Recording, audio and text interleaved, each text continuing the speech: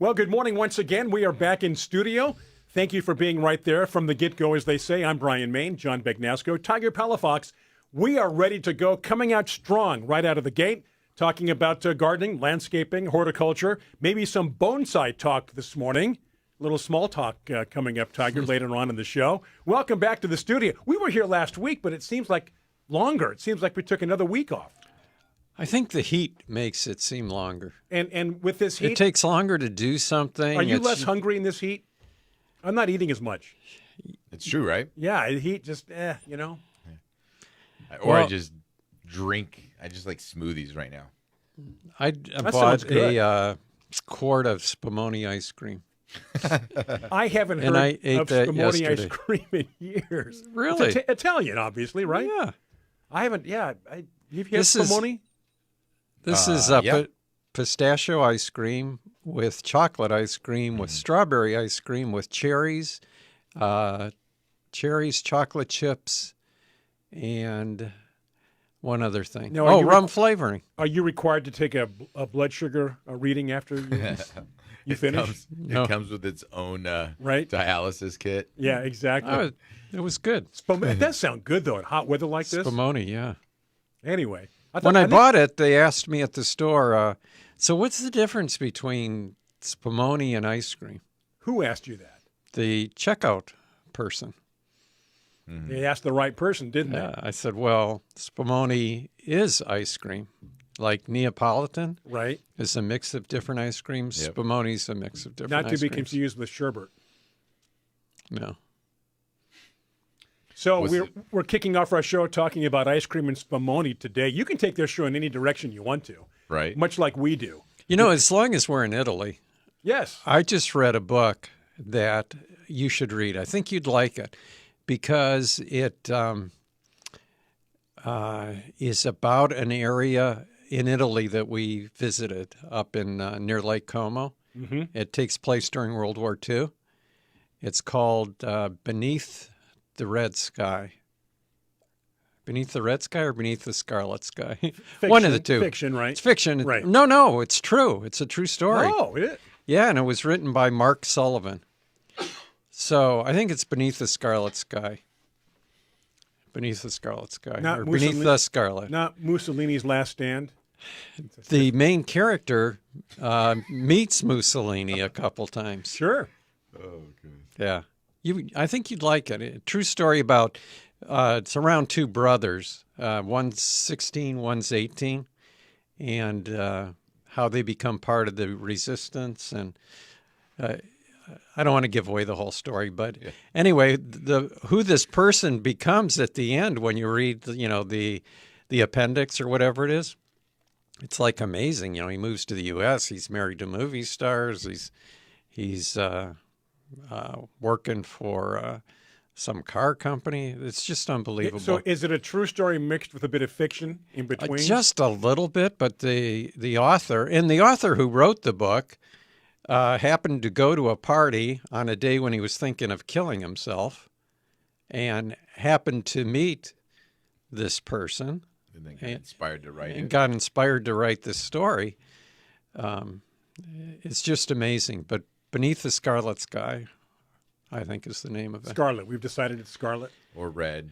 Or red. Or rose. I think. Anyway. Magenta. The magenta sky. It's definitely Mark Sullivan that's the author, so look it up, and I think you'd like it. It's a very easy read and entertaining, and even more so because it's true. Now, is our new feature John's Book Tip of the Week? Is this sponsored yet? Is this like the we need a sponsorship. Book Club. This week's John's Book Tip of the Week. Well, remember, I used to do the book review for Garden Compass magazine. Yes, exactly. Yeah.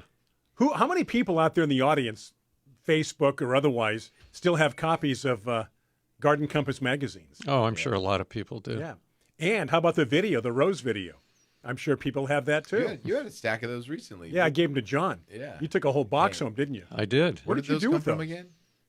What's that? Where did they come from again? Like they were just here. Did John have them? them? No, somebody brought them in. Actually, the person who created the video for us brought him in. What was his name? He used to work here. Oh my gosh. Anyway, he brought him in and dumped him off about a month or two ago here in the studio. Right. So I didn't know you'd take him. I just said, "Here, John," and You were more than welcome to take them. Yeah. Well, all I did was take the box home, and they're still sitting in the box. I mean, They're still in the the box in the information is spot. still pertinent. I don't know if For it the is. most I part? haven't looked at it. It has Carla's got both. Carla says, and Lenore's got all of them, probably all. of the magazines. Yeah, we were talking about the magazines and the DVD, the video. Yeah. The Guide to Growing Roses, the Essential Guide Right. to Growing Roses, which we did, I think, back in 2003. Somewhere along that. That's still early. I mean, there shouldn't be a revision. It should still be current information. You'd think so for the most part, right? Yeah. It was based on lots of history of roses. The only thing that might be different are perhaps things we've learned since then that I might don't be a know. little different. But I mean, for the most part, it would still I hold don't up. think there's anything revolutionary that we've learned since then, except that I guess the big difference, when did you say 2003? About 2003 or 4, right, So John? 20 years ago, they were probably still a lot of grafted roses, where nowadays I feel there's a lot of own root roses. And so that just changed some of the things you have to think about. Right. Trying to ensure that the graft and where you prune and things like that. But yeah. Interesting. Fun times. Fun times. So welcome to today's show. We are going to be talking about bonsai, right? Yes. With Bjorn? With Bjorn, we have an expert.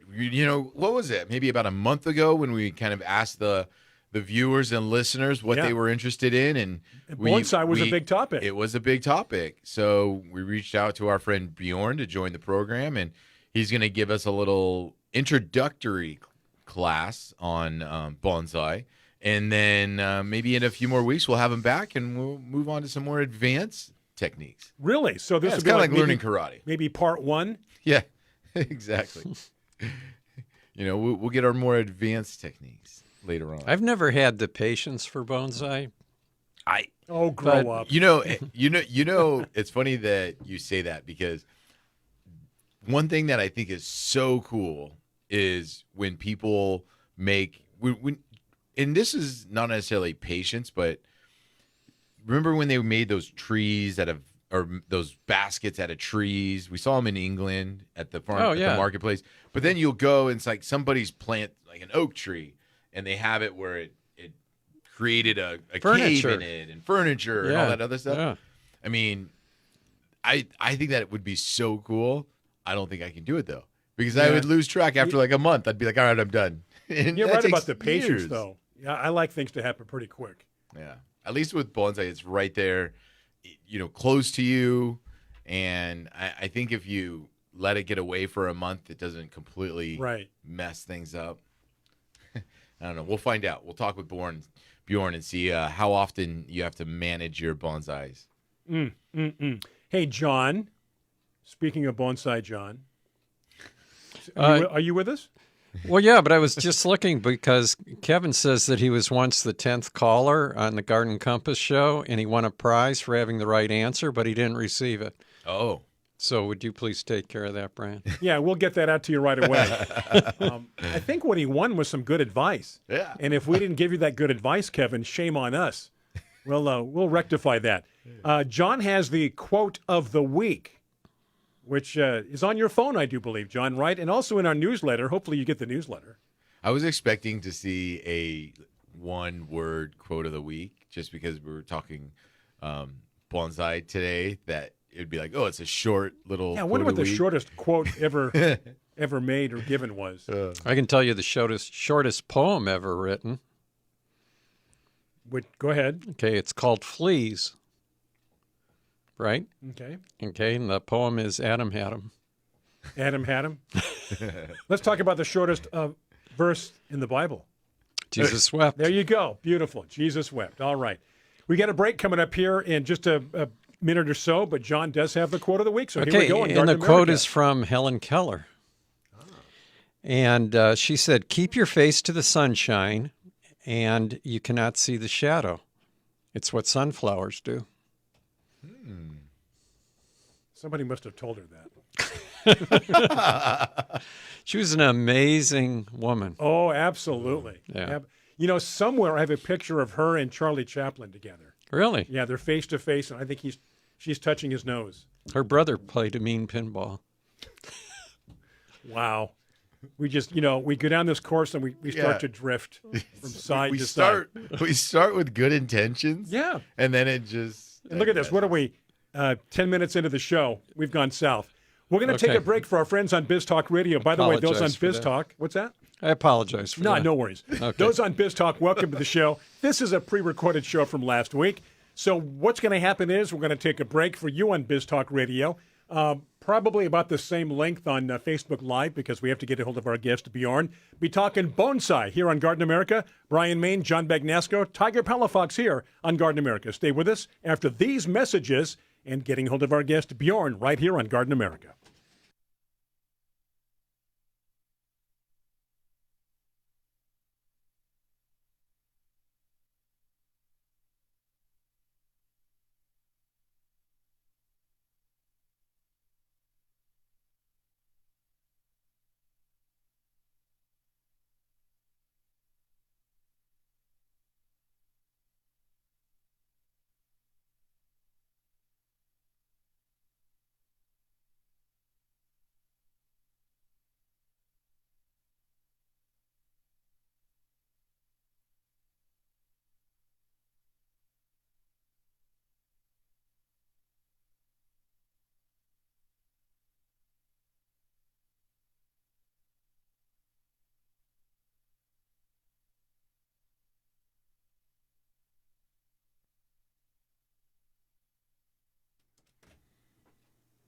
Okay, we are back from the break as we continue here. It is live here on Garden America, unless you're listening on Biz Talk Radio, pre-recorded show from last week, but all the information still holds true from week to week here on Garden America. I'm Brian Main. John Bagnasco, Tiger Palafox, we are ready to go, Tiger. Today's topic with our good friend Bjorn will be bonsai, Tiger. Thank you, Brian. In this morning, we have Bjorn Bjorholm joining us, a bonsai master, I should say. Bjorn, can you do me a favor?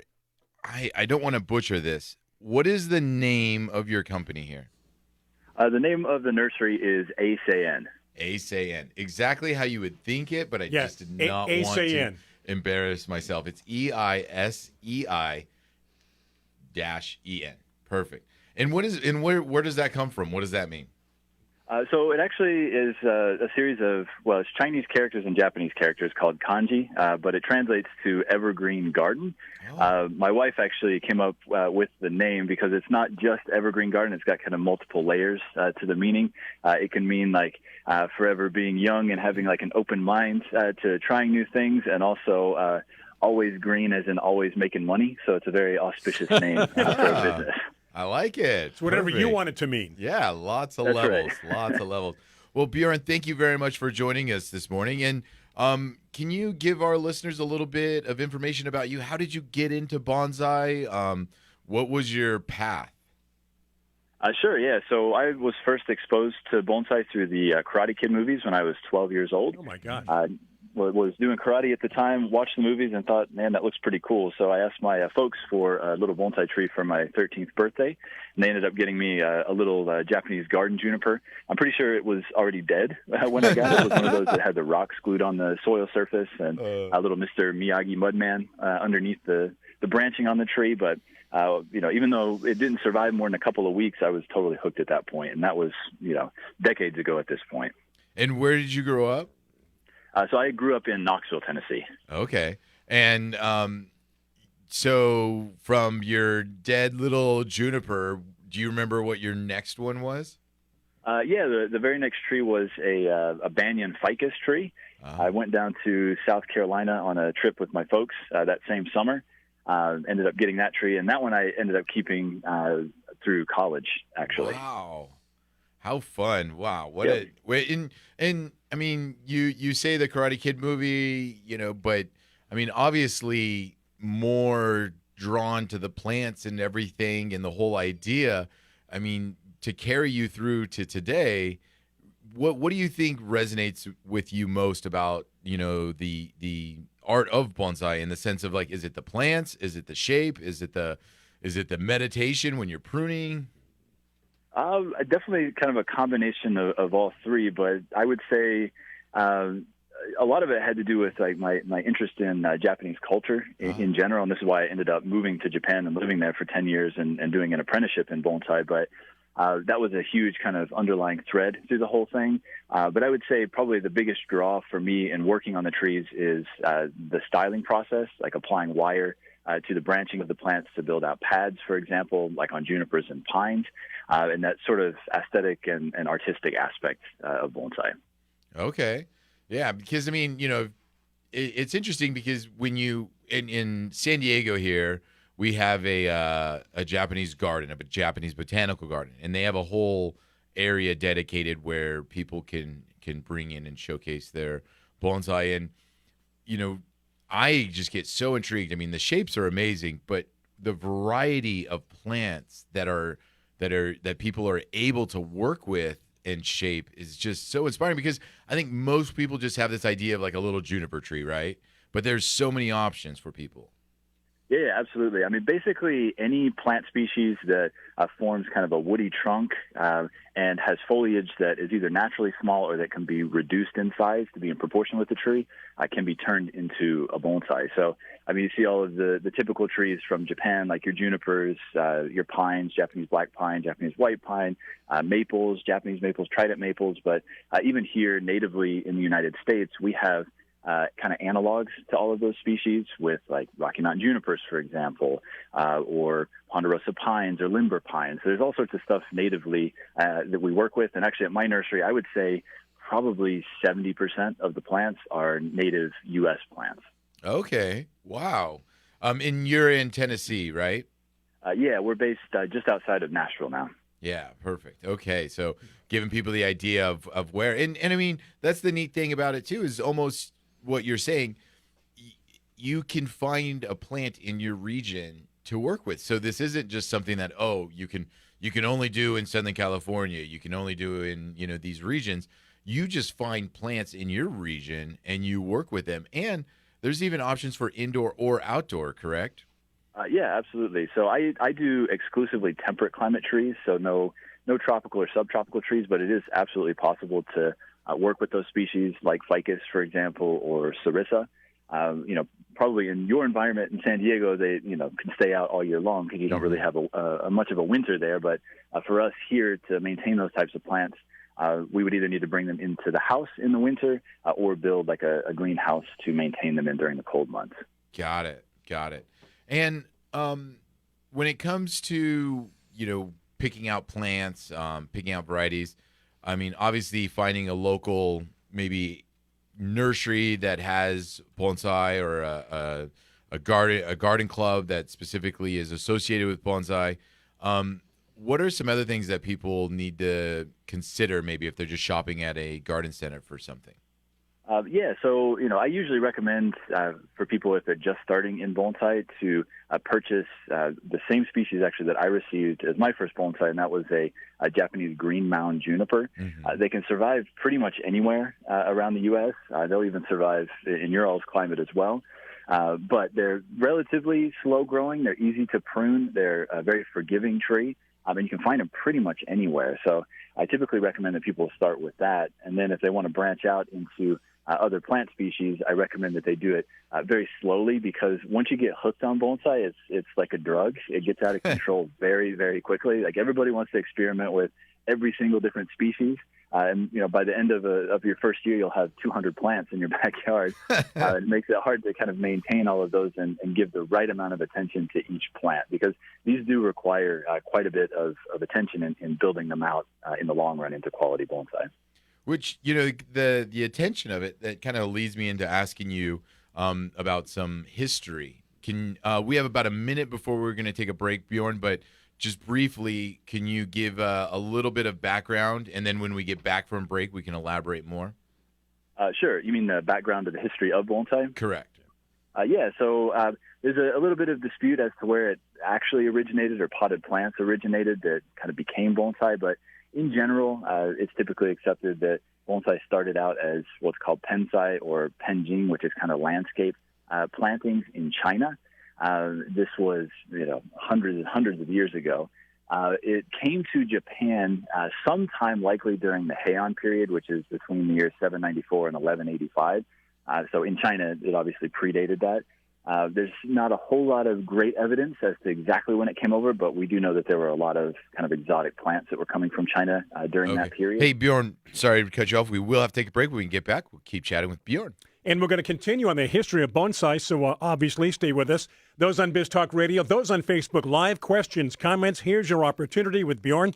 And again, that's happening in our comment section on Facebook Live. Going to take a break. We have these messages coming your way on Biz Talk Radio. This is Garden America.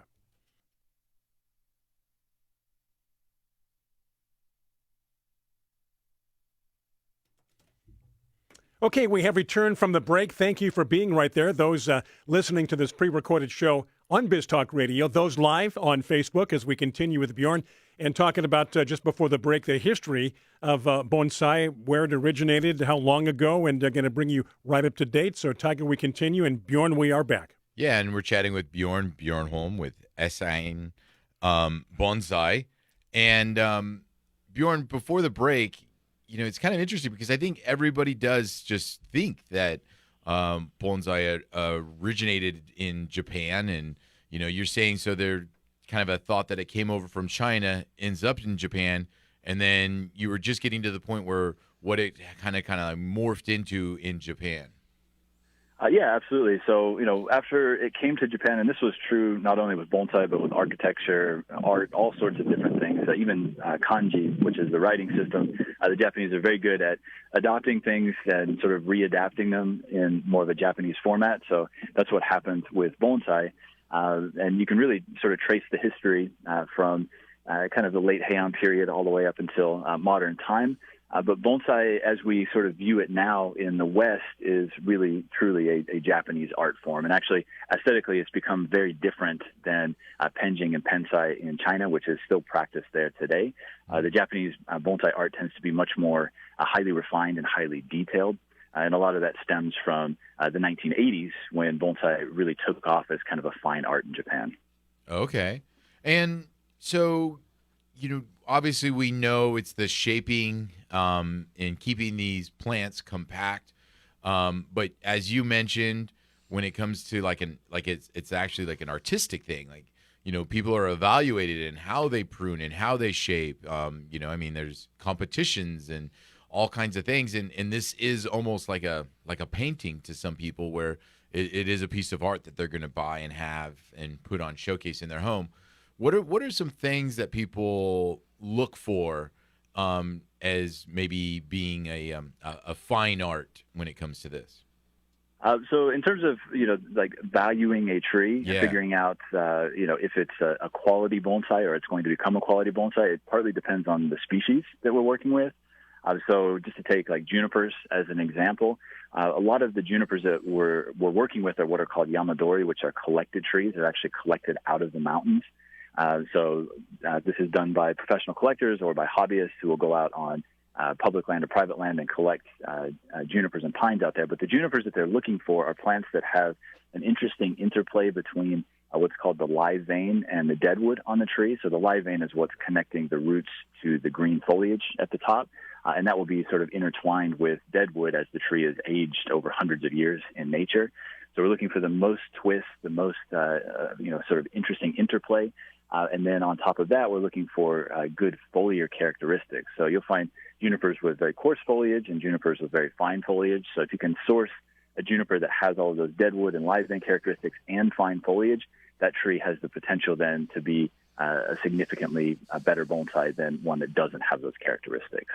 Wow. So it's almost like this plant that was on the verge of dying. It kind of came back, overtook itself, but it still shows the scars of a past life kind of a thing. I mean, you know, that is a pretty neat idea to look for. And, you know, you see those every once in a while because you'll see a bonsai where somebody has it and you see this dead trunk and you're like, why did they just leave the dead trunk in there? And that's because it's kind of part of it, right, Bjorn?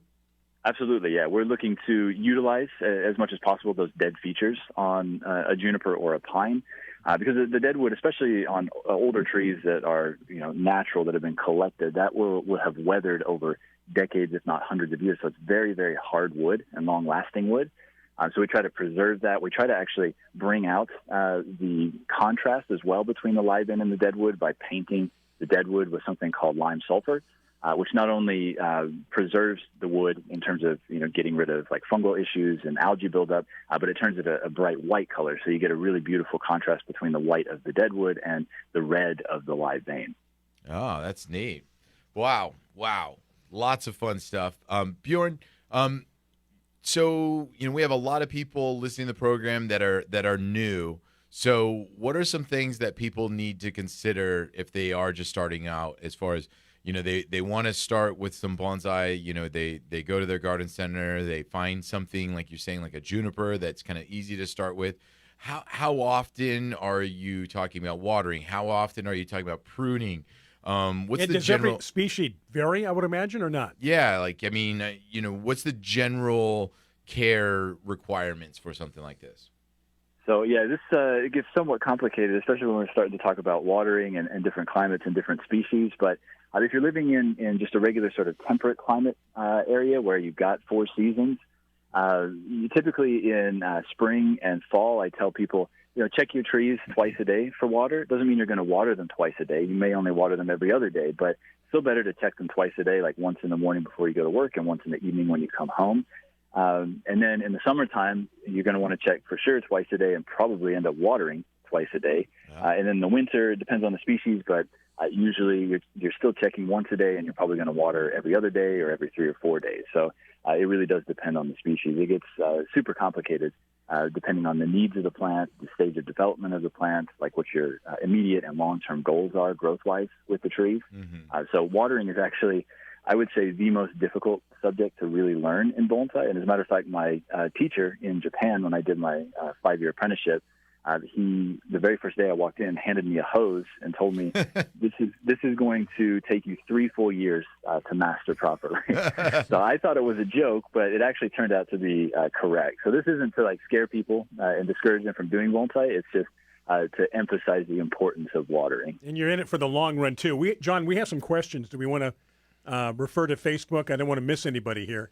Oh, I don't have any of those questions, Brian. Okay, let's see. Lenore says that she thinks she's seen bougainvillea bonsai. Is that possible? Yeah, absolutely. Bougainvillea is a really good species, especially if you're living in a more sort of tropical area. A lot of my friends who are bonsai professionals down in Florida grow bougainvillea. And I believe you can actually defoliate them, which will induce a secondary flush that usually has slightly smaller leaves. It'll be more in proportion with the size of the tree. And then next question, do you use little plant seedlings to get the bonsai started? How is that process from the beginning? You can use any number of propagation techniques depending on your time frame and your goals. So obviously, if you're starting from seed or cutting or air layer, for example, that's going to take a significantly longer time to develop into a full-size bonsai than it would if you went out to, say, a garden center where most of that work has already been taken care of, or you go out and actually collect trees yourself. So it just depends on your immediate and long-term goals. And what size are the trees that are usually collected? Typically, most bonsai range from about 8 inches tall up to about 3 feet tall. That's kind of the general range. I would say, at my nursery, I have some trees here that are over 7 feet tall, but that's pretty rare and not a typical thing. But I would say most people are looking for that probably 12 to 24-inch range for bonsai, just something that they can carry themselves. Sure. Oh, okay. And put on the coffee table and display it proudly. Exactly. Yeah, I had a question. Our former co-hosts, Bruce and Sharon Asakawa, Sharon was really an expert in Ikebana. And she would tell me when she would see someone work with 11 aspidistra leaves, it was like the peak of Ikebana. You knew they were a master. In bonsai, Bjorn, what type of bonsai or what species of tree would you look at and immediately know that it's something you would aspire to do, or that something you were looking at was created by a master that most people might not attempt? So I would say there's one in the conifer group and one in the deciduous group. So for conifers, it would be junipers. There are very specific ways to wire and build pads on junipers that require very specific skills. And then on the deciduous side of the spectrum, I would say something like a Japanese maple, but not a Japanese maple displayed in the summer with leaves, but one displayed in the winter with no leaves. Because our goal is to create Japanese maples and smooth bark trees like that with good branch ramification, which means a lot of fine branching and no scarring on the trunks, as well as near perfect taper to the trunk. So in order to do that, it takes an immense amount of time and skill and knowledge, and it's very, very difficult to do all of those things together and then display it with no leaves. Yeah. Wow. I mean, so it's you're just looking at the structure of the plant, literally the trunk, the structure. Who cares about the cool little red or green or yellow leaf on it? It's just looking at the actual structure and the way that it was shaped. Because I mean, if they do it incorrectly, you're saying it's going to scrape or scar, right? And that's what they're trying to avoid. Hey, we got to take a break, Bjorn. I'm going to jump in here real quick. We're going to take a break, a longer break on Biz Talk Radio. Back quicker here on Facebook Live. And again, we thank you, those on Facebook Live, for your questions. Keep them coming. We're going to keep Bjorn here with us here for a while, so no worries on that aspect if you have questions or comments here on Bonsai this morning. That said, got to take a break for our friends on Biz Talk Radio. So back after these messages here on Garden America.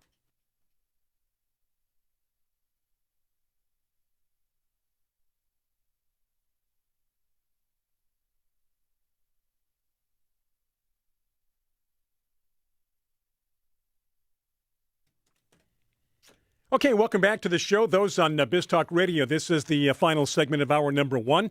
You've got news coming up top of the hour. We come back at 6 minutes after. Hopefully you do carry at least one or both hours here on Garden America. As we're talking about bonsai this morning with our guest, Bjorn. Back to you, Tiger. And again, those questions on Facebook Live, yes, put those right there in the comments section, and we will address those appropriately. Tiger?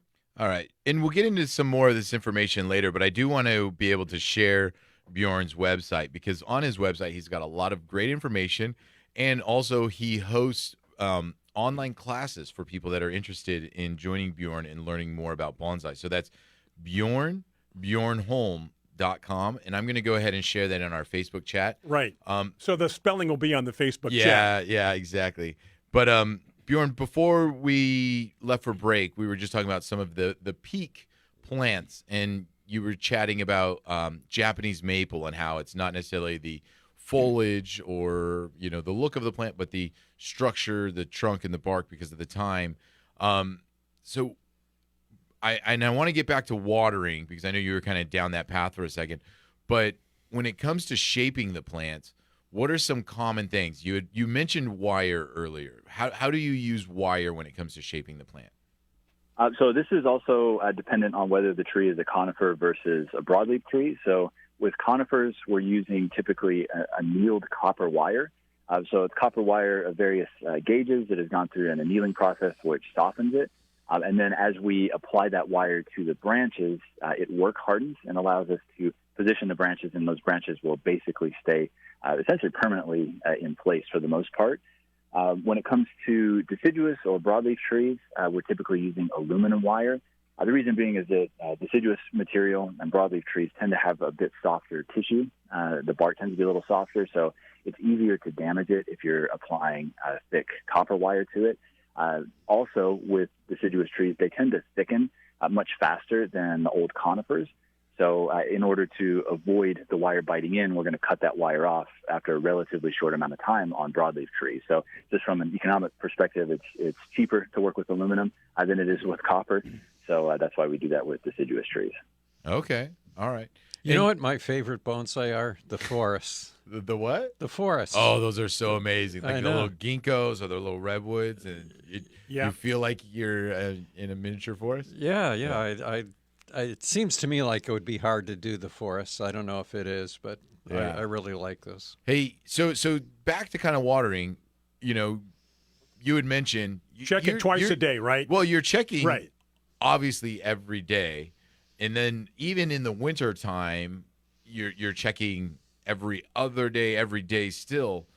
You're watering these so you don't go 3 or 4 days without watering these ever, kind of a thing, right, Bjorn? Like, you have to be checking up on these plants daily, minimum every other day. It's a commitment. Kind of a thing. Is that what you're I saying? can't do my once a week. Yeah, exactly. That is correct. So, in the winter with, say, deciduous trees, for example, that shed their leaves, those trees sometimes will go a full week between needing water, but you don't exactly know the rate at which they're going to dry out. So this is why I always recommend that people still check them once a day, even in the winter. But, it could be 5, 6, 7 days in between waterings during that period of the year. The problem is that if you miss a watering, like the tree really dries out and the core of the root ball dries out, you can end up with either death of the whole plant or die-off of certain branches on the tree come springtime the next year. So every branch on a bonsai is selected for and kept and placed for the overall design of the tree. So if you lose a branch here or a branch there, you're destroying as eventual sort of goal of sort of ramification and canopy of the tree. So in order to keep all of that alive, we really have to stay on top of the watering. And, you had mentioned if the core of the soil dries out, what type of soil are you going to be using in most bonsai? So it depends on the stage of development of the tree. So if we're talking about younger material that is, say, nursery stock material, and we're doing just kind of initial styling on it or trying to stick in the trunks on those trees, I'll use just a typical potting mix for those trees. Like, Miracle-Gro potting mix is totally fine, or say citrus pine bark and peat and maybe some sand would be fine. But once we transition those trees over to more of a refinement stage where we're kind of slowing the growth down just a little bit and more in maintenance mode at that point, we use very specific soil that's imported from Japan. So it's a mix of what's called akadama, which is kind of medium to high-fired clay balls, small clay balls. They're about 3/16 of an inch particle size on average. Another component would be pumice of the same particle size.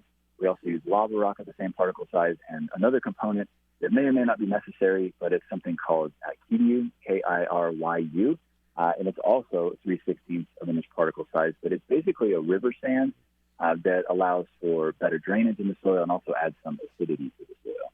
So very, very well draining mix right there. So when you're getting to the final stage of you're keeping this in this pot, it's in a this is why we are looking at the daily, twice a day, every other day watering, because it drains so well, right? Exactly. Yeah, we want as much oxygen penetration to the roots as possible, and as long as we can stay on top of the watering, you're going to get very good fine growth out of the plants, and just very nice, soft, again, ramification or branch development. John, you got the next question, which kind of segues. The one from Marguerite? Yeah, which kind of segues into what we're talking about. Well, yeah, Marguerite wants to know how often you repot the trees, and do you prune them during a growth spurt or after? So this depends a little bit on the age of the tree. Obviously, the older the plant gets, the slower the production of roots is going to be in the course of the growing season. The younger it is, the faster those roots are going to grow and fill up the pot. So on average, most plants we're repotting every other year to every, say, 4 years, typically max. Older conifers, like older pines, for example, sometimes I'll push that out to 5 years. Every time we repot, it does weaken the tree a little bit in the subsequent growing season.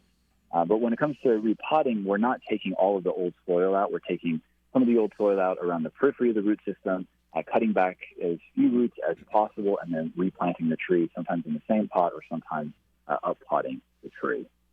When it comes to pruning with a growth spurt, what I always recommend to people is in the first part of spring, as the new shoots on everything are elongating, don't prune your trees at that time of year. There's a hormonal exchange that's happening within the plants at that time of year. So if you prune back the terminal shoots on the tree, you actually end up disallowing that hormonal exchange to happen, and you can weaken the trees. So you're better off letting the trees fully flush. And for us here, our growth season starts in March. So I usually let things flush March, April, and then we start pruning in May.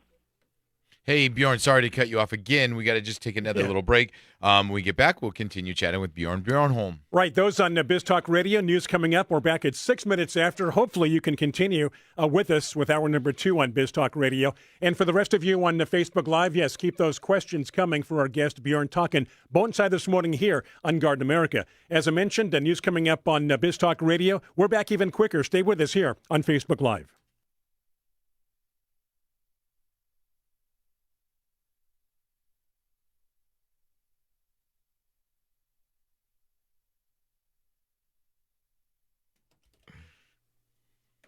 All right, we are back from the break. Those on Biz Talk Radio, hour number 2. Welcome.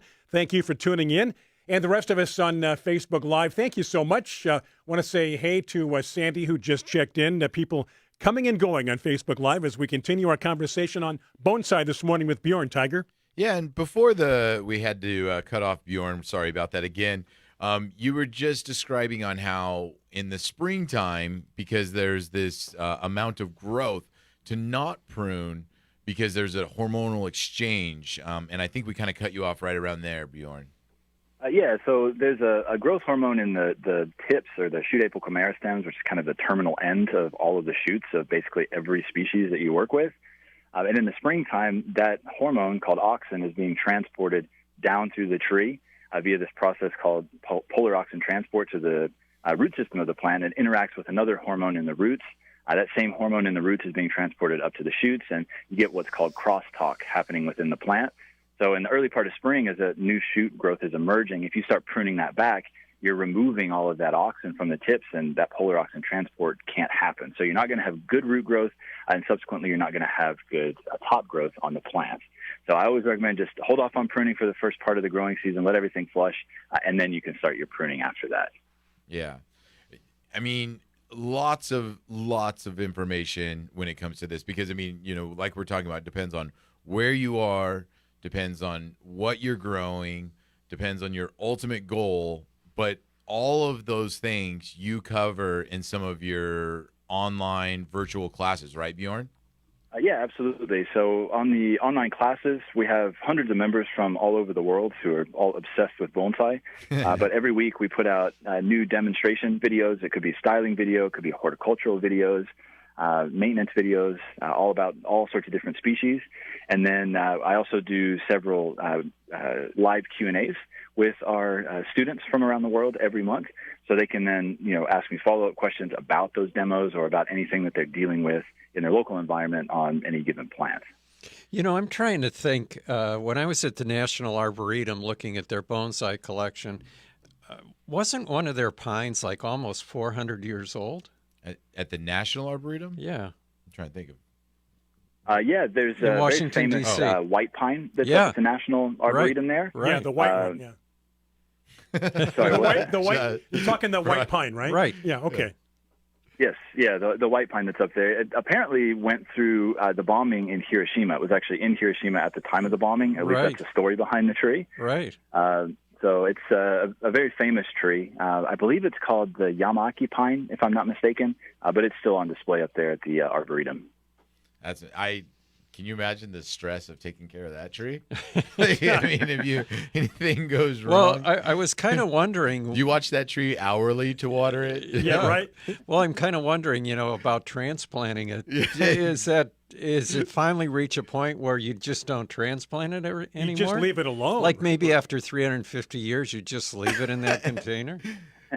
Well, yeah, the problem is obviously the soil will break down over time, and then the roots can also fill up the pot. So once that happens, the water won't actually penetrate through the soil very well and won't reach the root system, and you can end up weakening the tree over time. Oh my gosh. So a tree like that, I would imagine they probably push back the repotting at least 4 to 5 years in between each repotting, maybe longer than that, just to avoid stressing the tree too much. Yeah. One of our listeners, Lenore in Canyon Country, you were talking about the different mixes, the pumice and the sand and the, was it akidama? Akidama, yes. She wants to know if you mix that with potting soil, or are those used straight? Those are used straight, and if we're talking about coniferous material, I will usually do one part of each of those components. So one akidama, one pumice, one lava, one kiryu. If we're dealing with deciduous or broadleaf material, I like those to remain a bit more moist, so we add more akidama to that mix. It's the most water-retentive component of the 4, and it also has the highest what's called cation exchange capacity, or CEC, which is the ability of that component to hold fertilizer and release it back to the tree. So basically it's slightly organic, in other words. So we double that up with deciduous and broadleaf trees. All right. Wow. So much information. Yeah, there's a lot of wow. And you mentioned perhaps down the road to having Bjorn back again with part 2. We would love to have you back again, Bjorn, because so much information, lots of good interest. I think it'd be fun to kind of maybe see, what topics people are interested in down the road, and then we can have Bjorn back and maybe kind of elaborate on that specific. We had to kind of go general overview now, but maybe later on we can dive into one particular thing. I don't think you're watching our Facebook Live right now, Bjorn, but I brought in my closest to bonsai plant that I have, which is a dwarf begonia, and there is nothing that I've ever done to it to make it bonsai besides that it's dwarf. But it's my attempt for it. And so lots of fun stuff. People can do anything. We're gonna get John to bonsai a rose here too, and then we'll kind of be able to see. I've seen where we go from there. bonsai miniature roses. As a matter of fact, I think, if I'm not mistaken, that was kind of popular in Japan not too long ago. Yeah, Some of the bonsai miniature roses. thing. Hey, we can answer Kevin's question here because we talked about this before the show. Kevin is wondering if there are any giant sequoia or redwood bonsais in existence. Oh yeah, right. That's a very common thing, right, Bjorn? Yeah, you'll see those quite often. Obviously, those trees get huge in nature, so maintaining them in miniature form can be a little bit difficult.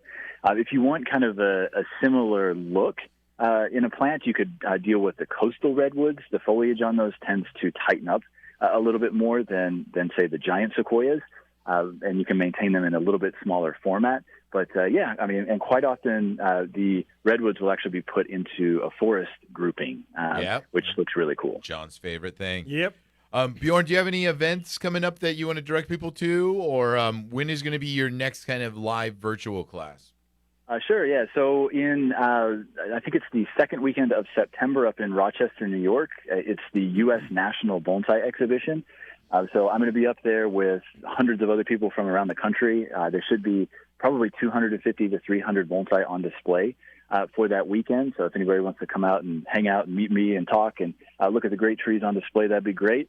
And then our next event on my website this coming week it's every Wednesday we put out new content, but this coming week we're going to feature gardenia bonsai and maple bonsai. Oh, gardenia. How fun. I like that. See, it's so neat. Yeah. So much cool stuff. That's amazing. Well, Bjorn, thank you very much for joining us. We're going to post all your information onto our website and onto this Facebook chat so people can follow along. And have a great rest of the weekend, huh? Excellent. Yeah, thank you guys very much. All right, take care. All right, thank you, Bjorn. Very good. And looking at our Facebook numbers, a lot of interest on bonsai. And, he said his first bonsai was a juniper. Yeah. Very easy to maintain, more or less. I think he said that it was dead when he got it. Yeah. Yeah, and he kept it alive as long as he could. It's like it was the way the description was kind of like those orchids that are blue or whatever from the grocery store. It's like, yeah, they're good for a minute. But well, he said that the rocks were glued onto the, like they used to do with cactus. Remember? Yeah. that? It's obviously a commitment. I don't think this could be a passive hobby per se, because you really have to maintain daily. Yeah, and I mean that's just it, right? And that's why I think he was leading towards people to start with one. Yeah. Because you don't have to prune it daily, but you've got to be able to maintain it, check on it, keep it growing. I think I wanted to ask him this, but I think that California is probably the most difficult climate to grow bonsai in. You think so? Because of the hot, drying winds. Yeah. We don't have any humidity. Right. To like you're saying, that soil will dry out if it's windy and warm. Where if you're back in the Midwest in the summer, the humidity all the time. It's like 99% humidity. It's going to help. Yeah. I mean, you always see that little bit of moss growing on the top of bonsai, the pods. Exactly. In California, you don't see moss growing. So, that's what I wanted to ask him is, could you set up a mist system maybe I bet you during could, the like summer? a little microclimate for it. Yeah. Why not? And, at the Japanese Friendship Garden down there in Balboa Park, they have theirs in like a shaded, protected kind of an area. So I imagine to stop the wind. Yeah, I imagine that's probably to It's combat also that. closer to the ocean. Yeah. So not going to be as hot as drying as maybe in some of the valleys. Fallbrook, Oklahoma. Yeah. Okay, good time to take a break for our friends on Biz Talk Radio. Those on Facebook Live, any more questions? Hopefully you do have some more questions. Keep them coming. as we continue on this weekend. And again, you can go to our website. We'd appreciate that, gardenamerica.com. Check in at least a couple, 2 or 3 times a week. Also watching previous shows right here on our Facebook page, again, for our website, and again on our YouTube page, YouTube channel, that is. That's Garden America Radio Show. This particular show uploaded this afternoon. Back after these messages. Got to keep things rolling along on Biz Talk Radio.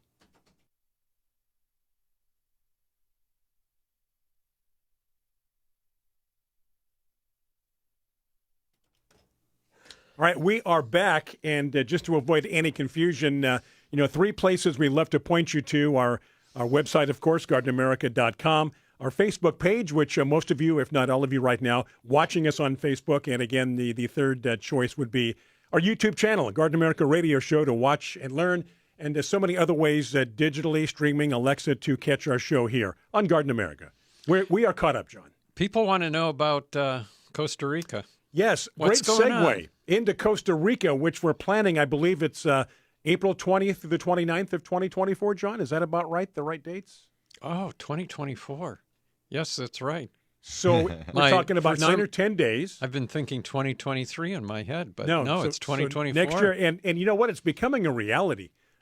It's It's we've talked about it, but now all of a sudden things are falling into place, and a lot of people with questions. What can we tell them at this point in time? Well, I think Tiger's working on the final details of the itinerary. And Daniel just popped in and said, almost done with posting the Costa Rica info. Okay. do you want me to give the kind of general day-by-day itinerary Yeah. that we have planned right now? Sure. Okay. So you will be arriving in San Jose, Costa Rica on April 21st. Brian will be? Or? Yes. Okay. Just Brian. Yeah, just me. I'm Okay. going ahead of everybody to make sure things are set up. Yeah. So April 21st is when we arrive in San Jose, Costa Rica. I'm already interrupting you. We're only on day one. Yeah. John has I questions. haven't even started on day one. Yeah.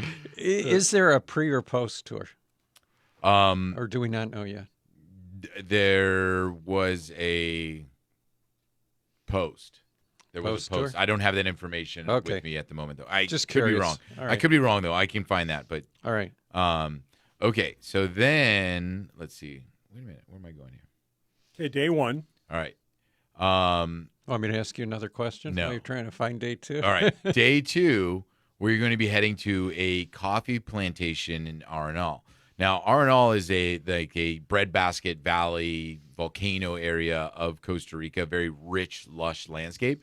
And it's going to be pretty cool because we're going to be touring the coffee plantation, just the history of the coffee plantation, the coffee industry in Costa Rica. Free samples of coffee. All the Touring. coffee to your heart's desire. You awake. And we'll be they'll be talking about the varieties of plants and how they grow there and the process and all of that. Lots of fun history and great views because the 3-night stay in that area is going to be overlooking the Arenal volcano. So we'll be able to see the Arenal volcano from our hotel. Then on day 3, You mentioned, by the way, I'm going to probably keep interrupting It's you. okay, because it's a train of thought you don't want to lose. John. That's right. That's right. But you had mentioned to me before we started the show that you were really impressed with the lodgings. Yes. Oh, yeah. Yes. And we're going to post this information, and all of the lodging is posted. So meaning the hotels we're staying at is already, named and stuff, and you can go to those hotels and see And where look we're at- gonna be Take a staying. virtual tour, I would imagine. Yes, exactly.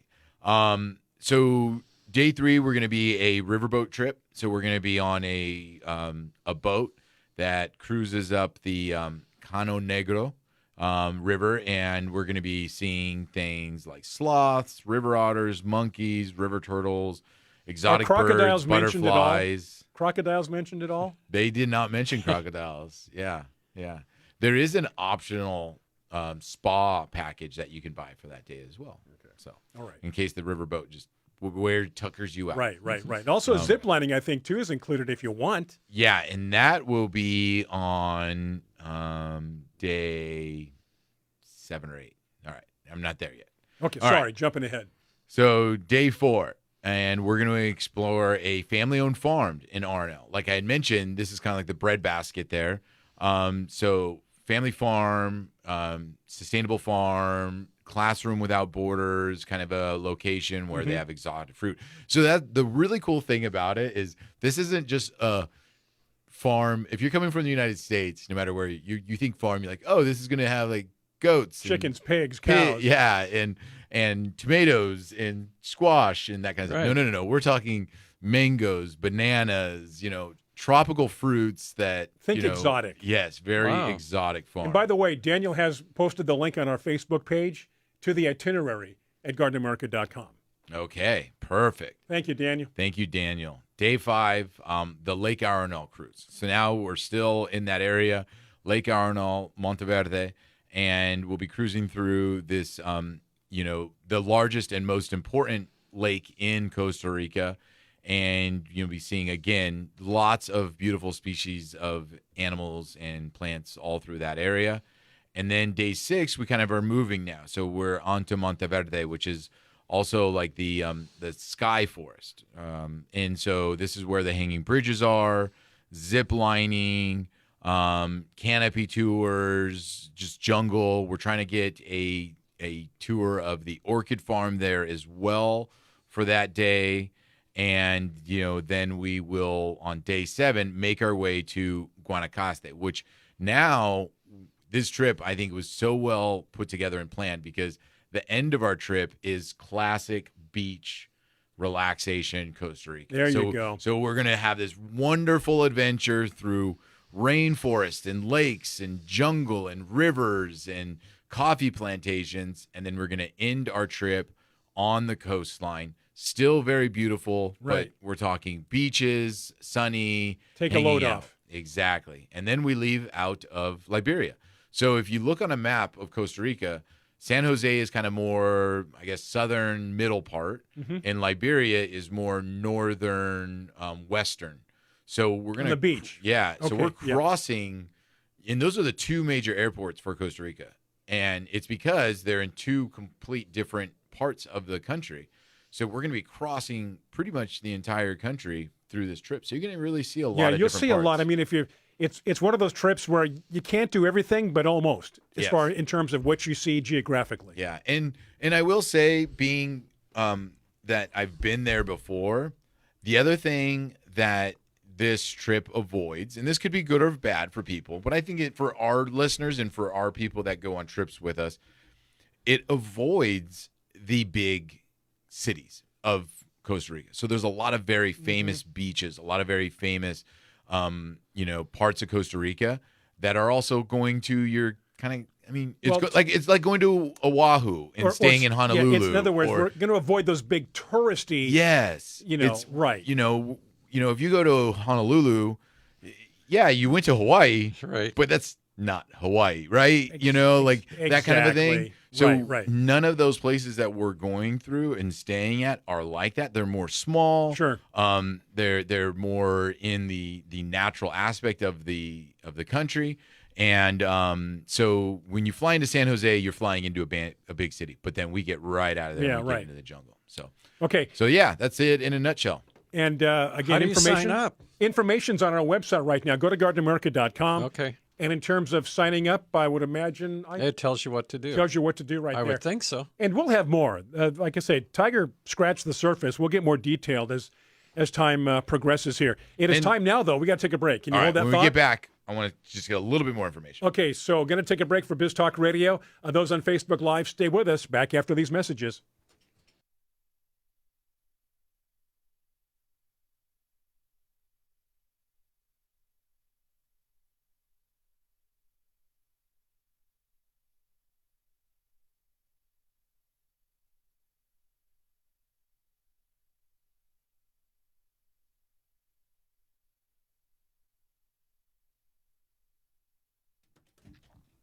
We have returned from our break, Biz Talk Radio, Facebook Live.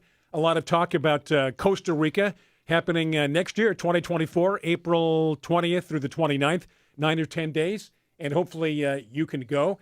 Daniel says there's a phone number and link on the webpage. So do go to gardenamerica.com and you can find out more about this fantastic trip we're planning through Colette Travel. And just to give some people, and we'll do a better we're actually going to plan for one of our shows to be focused on this trip. Oh, good. But just to give some people some brief information about pricing too and dates. So for a double booking, so a couple or two people, it'd be $3,000 per person. Does that include airfare? That does not, right? Yes, it it does. Yes, That does include your airfare, Right. and they Yeah. would pick you up, right. take you to the airport, back and forth. So that's worth it. Yes. I just have that. I thought I had the non-airfare number with me, but I don't see that one. Do you remember that one off the top of your head? I think the non-airfare is like 1,800 or 1,900. Okay, so like 2,000. Right. And then So- you would supply your own transportation there. Yeah, but the nice thing You're about in this- retail, it would be $19.99. Yeah, I know. Or It's- $29.99. It says $2,999, but Right. that's very difficult to say. I feel like that number sounds bigger when you say it than if you read it. Psychological, right? Right. So now, if you want the whole package, It's $3,000 per person. $3,000 per person. And that includes, the cool thing about it is it includes your airport shuttle on both ends. So that's door to door. Taken So care of. you're picking you up at your home, getting you to the airport. That's your flight. When you get off your flight, that's getting you to the hotel that we're staying at in San Jose. And then on the reverse side, when you're in Liberia, that gets you to the airport in Liberia. You get home. That's also a car that's now going to get you home. A car, when you get home, will take you home. Yeah, so from it's the more, airport. It's more than just the flight. Right. So remember that. And then in terms of dates, we, like we said, the trip is in April. We want to have kind of our good figures by October. So As far as who is planning on going. yeah, so if you're planning on going, we kind of want you to definitely book Right. by October. And then the final payment for everyone, that's going to be going on the trip would be made in February. Okay. So just to kind of give you some heads up on some dates and Sure. timing that we're thinking about if you're considering this trip. That $3,000 package, though, that basically set it and forget it. Yep. You're there, transportation, flight, hotel accommodations, and you mentioned some nice accommodations. Yeah. Lisa says that she can't go because it's right during tax season. I thought my tax goodness. season was over on the 15th. Yeah, right? Yeah. All those people Well, that, hey. now you're talking about people who extensions. extend. Hey, but Extension. they're extending it. They got time. Right. Come on, Lisa. Yeah. That's why you get extensions. Kevin wants to know why Tiger has a dead potted plant in front of him. That's my begonia. That is not dead. It's very much alive. Here, watch. This camera's on it right now. Boom. Look at that's a beautiful new flower right there. What kind of begonia is that? I tried to look it up. I can't remember. It used to have a tag. Now it doesn't. I have a plant with a tag. Yeah, it says Monterey Bay on it. Yeah. No, the tag says Stenocarpus sinuatus, and this is the firewheel tree. Yeah. Very And- beautiful flower. And it's been over 20 years, maybe even 30 years that I've wanted one. And I finally bought one. And Monterey Bay is growing them, but it's in the Protea family. And it's called the firewheel tree because of the flowers when it blooms. And what you're looking at, or if you were online, is the juvenile foliage, which looks like oak trees Yeah. or oak leaves. Yeah. I love that new growth on the top. Yeah. It looks like seaweed. It does kind It of. does. Yeah. The matured leaves are single and look more like ficus leaves when the tree gets big. But it's a great container plant. You can keep it on a patio and enjoy it, or plant it in the ground and let it flower. Are you going to plant it in the ground? Eventually, Because that's a, 30 foot? 25 foot? Tree? right. I'm going to bonsai it, though. Yeah, right. Are you? It's just going to No. stop No. growing. It's going to No, keep it where it is. I want He's it in going to the ground. bonsai it by not watering. Yeah, Right? I don't think that it'll bloom unless it's in the ground. Oh, really? Yeah. Oh, interesting. One of those plants, huh? But we'll see. Anyway, I now have one. Do you know if it'll bloom when it's young? Like, I mean, I know it's in a pot right now, and you just said it won't bloom in a pot. But let's say you got it in the ground. I mean, is this something that you're going to wait 5, 6 years? The only one that I really can remember in the ground used to be in front of the Chula Vista nursery land. Oh. And I don't think it ever bloomed. And it was pretty big. Yeah. So I'm honestly not sure. I don't know how long it'll take to bloom. Okay. But I could Google that for you and let you know next Yeah. No, week. yeah. Hey, got just a couple of back to Costa Rica for Okay. a second. We may have Yes. addressed this. So Darlene wants to know, hey, would somebody pick me up in Oroville? Yes. Yes. It's so. From wherever So you wherever are. you're at to whatever airport you're leaving from. Are you sure? Yeah. Okay. Yeah. No, because I mean, but the price may change. So that's just it. That price was San Diego as the base. Right. You saw that in the notes. But they do arrange for wherever you're at. So I mean, you know, Can we be anywhere in the could have country. somebody coming from, you know, our backyard garden club in Tucson. Yeah. And they would arrange transportation Right. from their home. And you to, said the price to may maybe adjust. Yeah. May adjust. Yeah, to Phoenix maybe is the major airport. Oh, here it is. For Oroville, it's $7,500.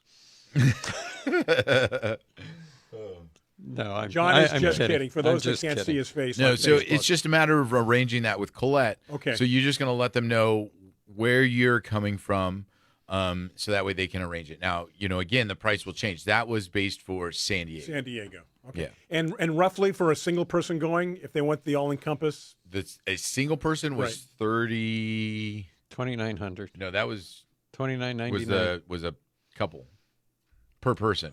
Well, that's what he meant. so no, per person, like I think, Yeah, that's what he meant. just Oh. one person going. Yeah. But a couple. But if only an individual. That's sharing a room. That's sharing a room. If you want a private room by yourself, It's there's always 3,600. right. Okay. Yes. So. Okay, and we priced a lot of trips before we decided on Costa Rica. Yeah. Man, this is one of the cheapest, most inexpensive. I mean, We what do looked at trips $5,000-$6,000. I mean, you know, when you really do the math, let's say it is 3,000 and we're about 9 days. Mm-hmm. Okay. You know, that's a little over $300 per day, right? I mean, a room is that Right. much, you know, and Yeah, you're getting yeah, food, right. you're getting Food, transportation, transportation. you're getting Well, tours, airfare, right? And there. and you're airfare. getting airfare. Yeah. So, you know, I think they've done a good job of packaging it all, and I think it'll be a really fun trip, and we're gonna have fun whenever we go on these trips. It's always fun. Yeah. John likes to. Well, you'll find out when we go Yeah, well, with John. yeah, It's always a exactly. surprise with John. Do you know I Always. was in Belgium this summer, and just the airfare was $1,600. Are you allowed back? You're not I'm under already back. quarantine. You're not under quarantine. Yeah, you should have been in quarantine for a while. Oh, you mean am I allowed back to Belgium? Yes. No, I've been there, done that. So you said $1,600 the airfare, Just the airfare. one way, No, round trip. round trip. Okay. Well, it was And- multi-city because it was from Okay, and then Brussels, you were in and Germany. then I came back from And did that- Frankfurt. what So about- that probably made it a little bit more, but still. And Shannon's Uber couldn't have been cheap. You know, she charges an arm and a leg to drop you off at the airport.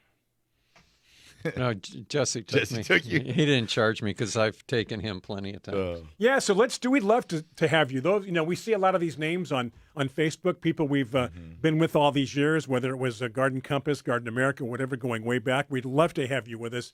It will be a good time. Yeah. And nobody's going to tell you to behave yourself. Nope. Nope. Not one of us. No, we won't. I was going to say Colette might. they might tell us to behave ourselves, but not we won't say that. We got about a minute to the next break. Okay, We have and one we'll- more segment coming up. Well, when we come back, Linda wants to know about a good plant ID app. Ooh. And I can tell her the best one when we come back. A plant idea for Plant ID app. an ID app. So, Well, you like the one I identification. had that you didn't believe it was as good as it was when we were at Is the it the Tiger's same one? Nursery. I don't know, but it was able to identify a plant, and you were impressed. I'll have to look on my phone and see which one it is. So yes, we can advise you on that. Going to take a break. We have one more segment coming up. That's going to do it. So do stay with us. Plenty of time for questions, comments on Facebook, and thanking those also tuned in on Biz Talk Radio. This is Garden America.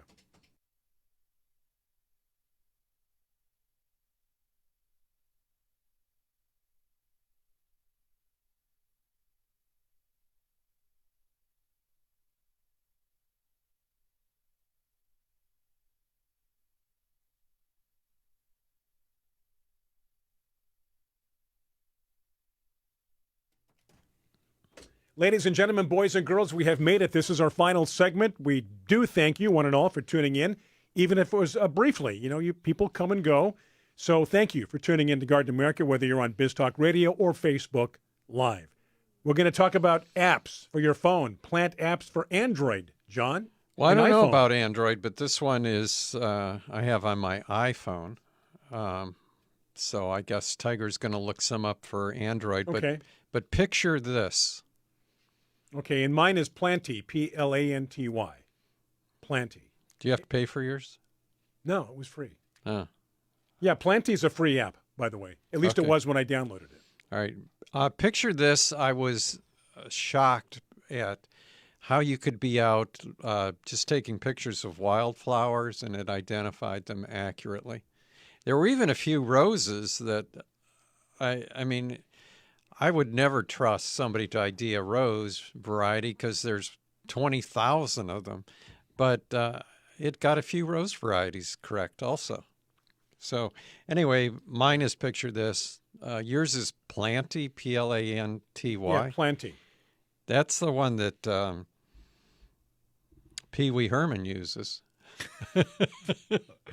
Cool thing about picture this too is it will help you identify problems as well. So you can take Problems. you can take a picture of a leaf diseases. and it'll Yeah. identify diseases, and you can program it and it'll set watering reminders and little things like that too. So No, I think it's more than just an identification app. And I think it's, I think you get so many free, Yeah, then you Yeah, have to pay. then you Then you start start but then paying it's, for it. I think it's $29 a year. Yeah.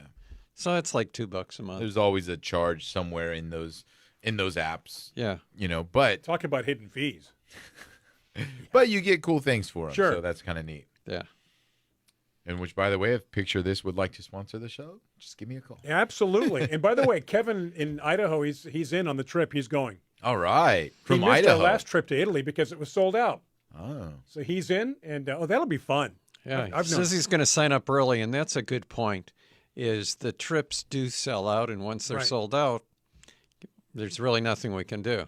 Yeah. Because the bus only holds so many. many people. And unless we get an entire new bus. Right, you we know, can't do if it. we right. double the people. Yeah. So yeah, good on you, Kevin. So what else? What else in the remaining time we have? It's going to be hot, so keep watering your plants. Yeah. Um, And you John- said next week 91 in the city of San Diego, John? Right. Yeah, next, I forget what day I said. But the day that it's 91 in San Diego, it's projected to be 97 in Fallbrook. So we're getting close to Now, 100. don't you hit triple digits periodically in the summer? Yeah, it depends. It depends. You know, I was in Santee, though, yesterday in the afternoon. Isaac had a flag football game there about 5 o'clock. And it was warm. But in the shade, it was beautiful. I A nice thought breeze. yesterday was It cooler. Yesterday was a comfortable. cooler day. It was a cooler You know, day. but I mean, you know, when you're in the shade, it's nice. And John, you know, he has that beautiful back patio, and it's always shaded right there. And I feel like it's always cool. I don't know if it's the way that it's positioned or the concrete, but it seems like it's always kind of cool. Right. I have to say, once it's over 95 outdoors, Nothing so feels cool. it doesn't feel cool, except inside the house because we've got really high ceilings and great insulation. Yeah. I've had to move a lot of my plants into the shade. It's just too hot, especially in the afternoon. Yeah. Scorched leaves. Yeah, I was just Nobody at wants someone's scorched I was leaves. just at someone's house yesterday. They were asking me about some problems, and they had these plants, and they're like, "Oh, why is my star jasmine getting scorched leaf?" And it's like, well, you know, I mean, it went from nice, cool winter to summer, Yeah. and yeah, star jasmine is hardy. It loves full sun. It can tolerate Right. that heat. It just didn't. Too much. It was too much too quick. I moved some of them in the shade.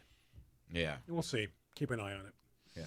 By the way, I just bought, I don't know if I told you guys this, but I bought, I think, 4 plants from Almost Eden. Oh yeah. And they had this fig, an edible fig, an Italian fig, called Neri, I think, Neri, which is the largest, one of the largest and sweetest figs available. Really? And I had forgotten about it. I tried to find one years ago, and I couldn't find it. So I had put in there, they notify you when they're available. Oh. And the last I saw was they still had about 10, 15 left. But they're not very expensive. And if you like figs, that's one to get. I feel like Neri. I feel like any tree, fig tree, if you like figs, you're gonna get lots of figs. Figs are like apricots, trees. You just get a lot on them. We used to grow figs in Michigan, and that was one of the things that especially Italians, they came from Italy, and everybody wanted to have a fig tree to remind them of the old country, right? Yeah. So when we lived in Detroit, my grandparents had a fig tree in their yard, but in the fall, after it lost its leaves, they would dig it up, turn it sideways, bury the entire tree, wrap it in burlap, bury the entire tree. Then in the spring, they would dig it up, plant it again. So just right under the snow and everything, right? Well, under the dirt and everything. Well, I'm saying under the dirt, and then it they're would protected snow. from freezing. And they rot out and they freeze really easy. I don't know about rotting out when they're dormant and the ground's frozen. It just No. But I mean, if it's wet, so like if it just sat planted. Yeah, no, it's rounded. It would freeze. Yeah. It would freeze. Carla wants to know how big that fig tree gets. The one you're talking about. Well, standard size fig, isn't it? The one you're talking about, the neri one. It's not a dwarf. There is a dwarf fig tree if you want Violette Bordeaux, something like that. But I mean, a standard size fig is what, 15 feet, John? Yeah, unless you get like Black Michigan, which can be like 30 feet, right? Yeah, but I don't think that one is. Plus, you can prune them. Figs are real easy to prune. They prune themselves. Yeah, and those if you branches fall off. And if you keep it in a container, it'll stay smaller too. Yeah. Hey, that's it. How about that? Well done. Great show. Thank you for all your interest in bonsai this morning. Want to thank our guest, Bjorn. And again, looking forward to Costa Rica. Check it out on our website, gardenamerica.com. Link is right there on our Facebook page. But, of course, you've been there several times before, so check that out. Don't wait. It does sell out fast. For the entire crew, John Bagnasco, Tiger Palafox, I'm Brian Main. Enjoy the rest of your weekend. We'll be talking about Costa Rica more and more as the days, weeks, and months progress here. Enjoy the rest of your weekend. Have a safe week, and we'll do it again next week right here on Garden America. Take care, and again, thank you to BizTalk Radio as well.